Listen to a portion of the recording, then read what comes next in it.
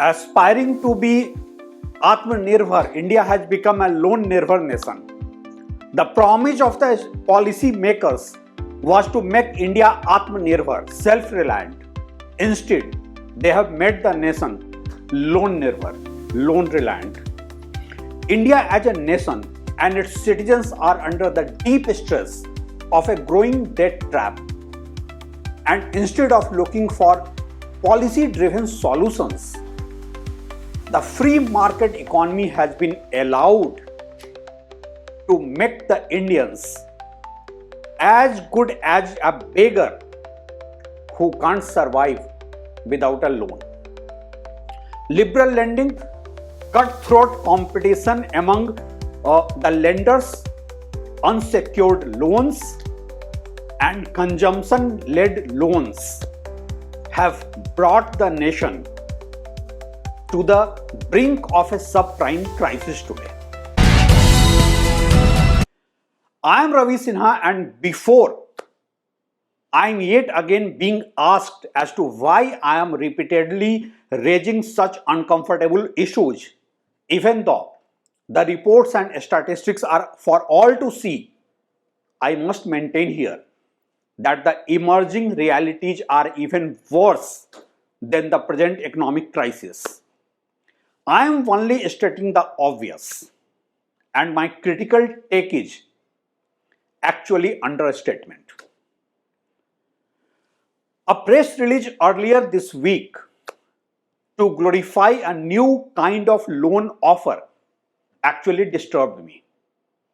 The press release by Paisabazaar, which claims to be India's leading marketplace for consumer credit and free credit score platform, has announced the launch of its new offering, Loan Against Car. They claim that the new product further expands Paisabazaar's product suite and would help expand access to credit to new consumer segments. Paisabazaar has partnered with multiple banks including HDFC Bank and Tata Capital to provide tailored loan against car offers. The launch is in line with Paisabazaar's long-term strategy to go deeper in secured lending by scaling its key categories, home loans and loan against property, while building new categories like loan against car. They are offering loan amount of up to 200% of the car's value with tenure up to 5 years. 2% of the car's value? Really? How could this be defined as secured lending? I just wonder. Is this something to celebrate? As if the large share of Indian families with running home loan, car loan, credit card loan and personal loan want and need more loans. The reality is that rising consumer borrowing, shrinking savings and risky credit habits are pushing many Indians into a debt trap. Let's take a look at what is the status of household debt in India. Household debt refers to the total amount of debt owed by households to various financial institutions. It is measured as a percentage of GDP, gross domestic product, representing the total borrowing of households relative to the size of the economy.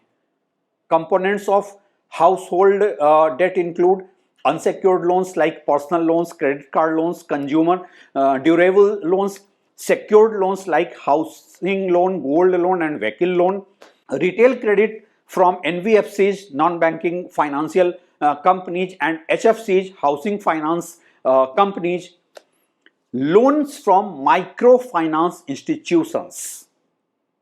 Around 68% of Indian borrowers are today under some form of debt distress as they are unable to manage their loans. Household debt stood at 42.9% of the GDP as of June 2024, up from 38.3% just 1 year ago. Household debt was 36.6% of GDP in June 2021. In 2023, it was 40.2% of GDP. In 2024, household debt reached to 42.9% of GDP. Between 2015 to 19, household debt averaged around 33%.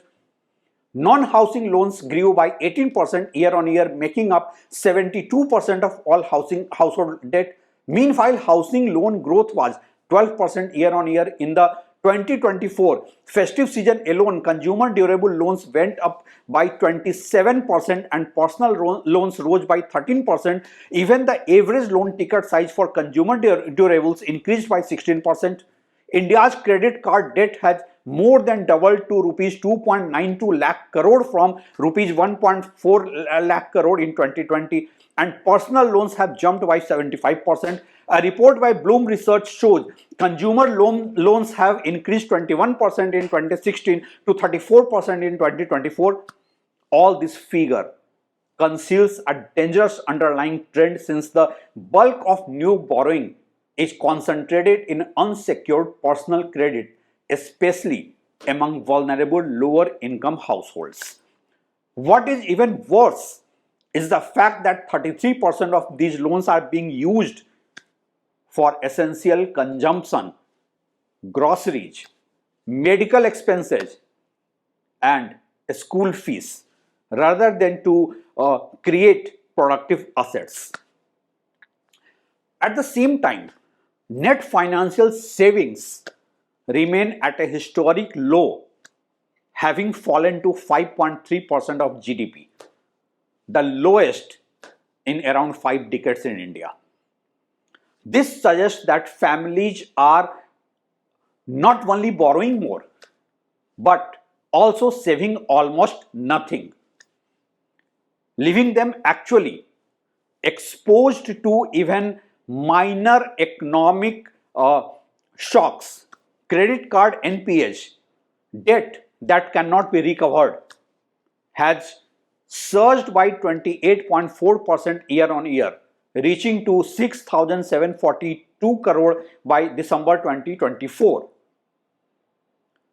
Credit growth, a warning sign. It's a warning sign. The ground realities are alarming. Nearly 60% of personal loan customers had more than 3 active loans. In microfinance, almost 6% of borrowers had loans from 4 or more lenders. Consumption-based credit is a matter of concern when more and more loans are taken for consumption purposes and not for investment.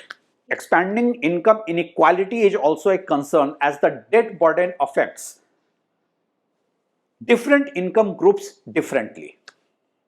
Lower income households, those who are earning less than 5 lakh annually, are taking unsecured loans mainly for consumption needs, which is widening existing social economic divides. Delinquency of loans is another area of concern. India's microfinance sector faces rising debt defaults due to household over-indebtedness, with 27% of borrowers taking new loans to repay old ones.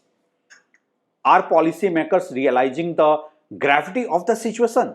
To slow down the credit growth and control household debt, RBI has increased risk weights on consumer credit for some segments in November 2023, and yet financial institutions including banks and NFCs, non-banking financial companies, they continue to adopt aggressive lending. Those lending practices with unsecured loans between March 2021 and March 2024, retail credit from NBFCs and housing finance companies grew by 75%. NBFC's unsecured loans portfolio grew by approximately 130% during this period. Loans from microfinance institutions rose by 67%. There has been a noticeable shift towards unsecured loans for consumption rather than asset creation, particularly among low income groups.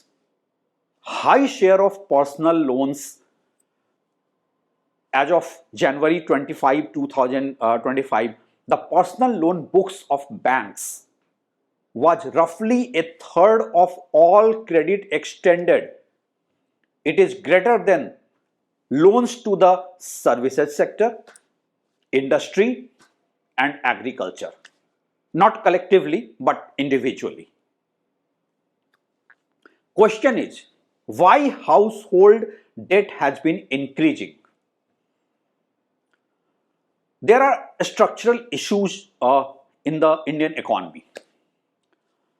The surge in household debt is a consequence of structural issues such as private sector's reluctance to invest, fear of unreasonable taxation and regulatory challenges, low job creation, even lower wages, and higher inflation. For the purpose of convenience, Indians earning between rupees 5 to 30 lakh are defined as middle class, but in reality, they are not middle class, but in an economic zone of relative poverty. You can check it with my previous video as to how middle class does not even exist in India and relative poverty is perceived as middle class demography. This share of Indians into relative poverty, but defined as middle class, is today caught in between as they are too privileged to qualify for welfare schemes and free ration, but too financially fragile to withstand economic shocks. As per the income tax data and other reports, the average income for this so-called middle class earners has stayed around rupees 10.5 lakhs per year for more than 10 years now. Adjusted for inflation, the real value of their earnings has dropped sharply. The cost of living has also gone up significantly in this period. It has actually more than doubled. The prices of basic goods and services such as fuel, medical care, and school fees have risen faster than wages. For a section of society that once believed in saving and gradually improving their lifestyle, just making ends meet has become a struggle. Why good debt and bad debt debate is a meaningless debate in India? I have talked about it earlier also. Now, before someone starts arguing over the concept of good debt and bad debt, I think it's time to move beyond the debate of good debt and bad debt, as the narrative only suits the vested interests. For example, a housing loan is held as good debt and a debt that creates asset. Theoretically speaking, a good debt is one where you earn more with that borrowed money than what you pay for as interest. Is this true with housing loan?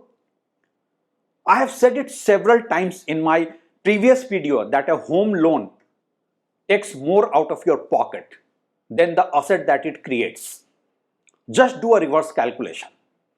Your net outflow with a home loan down payment, GST, stamp duty, added with house maintenance and other expenses, and then subtracted with the rental outflow for the same house, added with tax benefits and all, you will find that even with the house price appreciation, you end up paying more for home ownership. And if you also calculate the opportunity cost of your down payment, interest paid, and difference between EMI and rent, you are even at more losses. With a home purchase, only beneficiaries are builders, brokers, banks, and government. They all make money at your cost. Builder gets his profit, broker gets his commission, Banks earn interest with housing loan and the government earns with GST and stamp duty. What do you get as a home buyer? An emotional comfort? I call it udhar ka emotion, a fake lifestyle with sort of loan hanging over your head for the next 20 years. How many Indians take home loan as a leverage while their own money earns higher interest in the market? Government too is debt ridden today. India is facing a growing debt crisis, particularly affecting households and potentially the broader economy. A surge in household debt fueled by unsecured loans and subprime lending raises concerns about over-indebtedness and potential financial distress. Today, high public debt levels and fiscal deficits are a real concern. The World Bank's International Debt Report 2024 highlights a troubling surge in external debt as India's external debt stood at $646.8 billion with an annual interest obligation of $22.5 billion. India's external debt has grown substantially over the years from 290.4 billion in 2010 to nearly 648.2 billion now. India's debt burden includes both internal debt as well as external debt. India is officially reported as having a debt to GDP ratio of 83% by the IMF, International Monetary Fund. There is an increasing imbalance between developmental needs and financial stability. However, the depreciation of the Indian rupee to the dollar has significantly increased the cost of serving this debt. With over 54% of India's external debt payable in the US dollars, currency volatility poses a persistent risk. Is there any relief in sight? Unfortunately, no.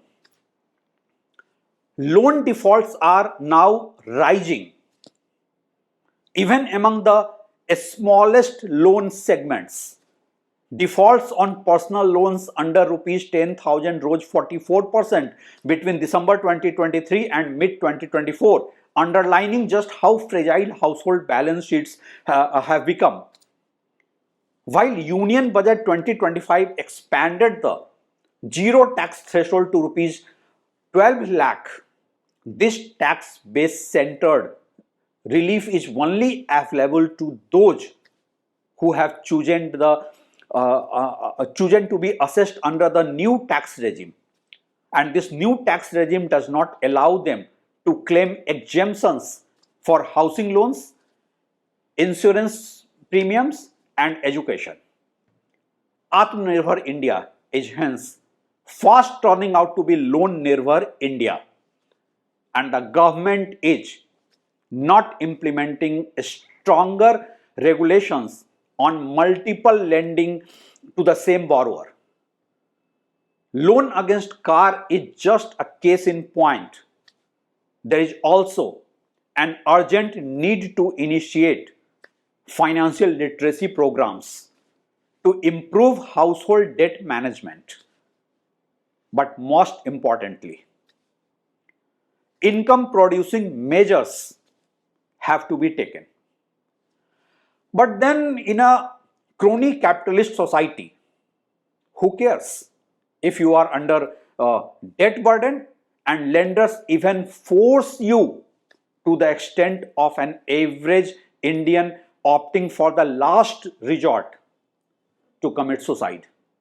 You must avoid debt burden. High debt burden means a large portion of your income goes towards loan repayment. Higher debt serving ratio leads to lower household disposable income. When debt reaches unsustainable levels, households may face sudden compromise in living standards. You have reduced ability to invest in education, healthcare, and other areas that affect your social mobility. You confront increased financial anxiety and stress related health issues. There is greater dependence on credit for basic needs. The shift toward consumption loans impacts households' long-term financial security.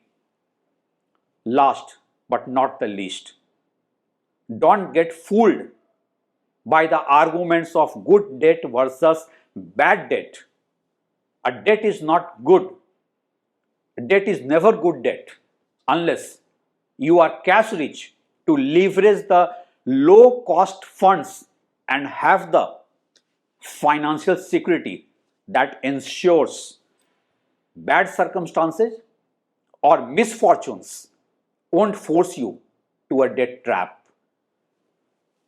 where you won't be able to repay the loan. The question is, how many Indians are in that comfortable position today? Not even 1%, my friend. I rest my case. Thanks for watching.